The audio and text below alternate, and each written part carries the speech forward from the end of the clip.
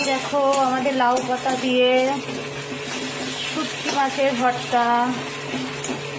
এতদিন ভাবছিলাম আমার করোনা হয়েছে, কিন্তু আজকে আমি ঠিকঠাক গন্ধ পাচ্ছি। গন্ধ পাওয়াতে আমি বুঝতে পারছি আমার করোনা হয়নি। শুটকি মাছের গন্ধ, আহা! লাউ পাতা দিয়ে শুটকি মাছের ভর্তা, নতুন রেসিপি। কে কে খেয়েছো?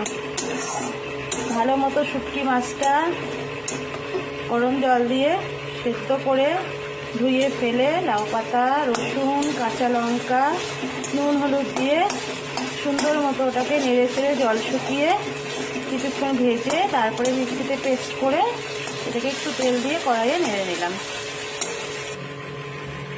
তো দেখো আমার লাউ পাতা শুটকি ভর্তা কমপ্লিট।